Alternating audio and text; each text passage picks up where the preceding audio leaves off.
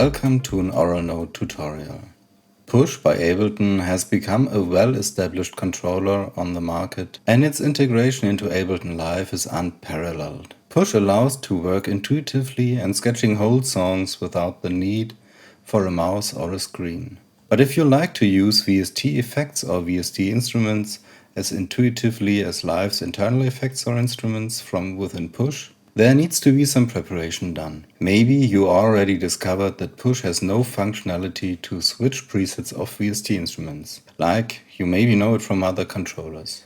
But don't worry, there's a quick way to fix this. In this video, you will learn to prepare VST effects and instruments to allow you to use them just as intuitively with Push as Live's built-in effects and instruments without disturbing your creative flow. All VST effects and instruments in this video are freeware and available for Windows as well as Mac. The links are provided in the annotations and description of the video.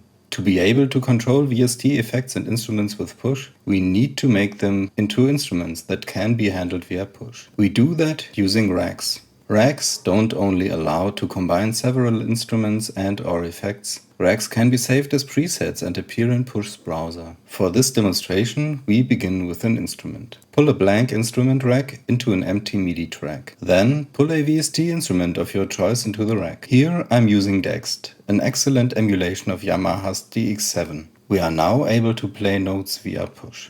But that doesn't satisfy us. We want to be able to control the instrument's parameters. To enable the parameters of the instrument to be controlled by Live, we need to assign parameters to the instrument panel. Click on the downward-oriented triangle in the device title bar and then Configure to activate the Configure mode. Now click and move the parameters of the instruments you'd like to control via Push. These parameters then appear on the device panel.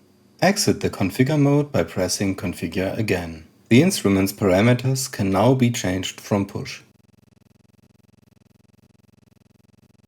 Most instruments come with presets. Changing these presets from the controller is very helpful for an intuitive workflow. Push doesn't offer the ability to change presets out of the box, but with the help from a little Max for Live device, it's possible to quickly and easily resolve this issue.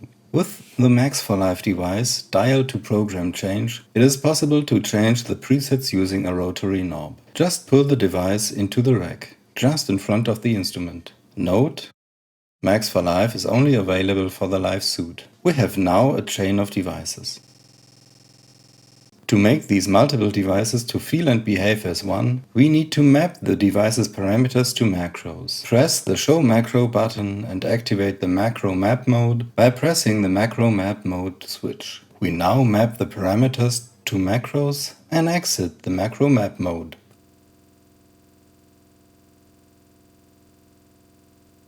We are now able to control all devices within the rack like one single device and change the parameters as intuitively as Live's internal instruments.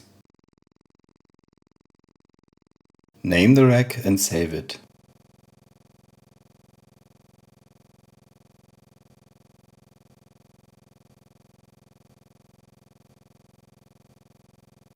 We are now able to load our VST instruments from Push. If we want to prepare a VST effect for Push, we do it similarly, but instead of an instrument, we load a VST effect into an audio effect rack. So to sum up, to make VST instruments controllable from Push, we add an instrument rack to a MIDI track, we add a VST instrument to the instrument rack, and we map the parameters to macros. If you have a question, if you have a remark, or if you have a wish what you want to see next, just leave a comment down below. Subscribe to my channel to receive the latest updates, check out my other videos, or visit me over at SoundCloud to check out my music. On my homepage you can download my music for free. So thanks again for watching and speak to you soon.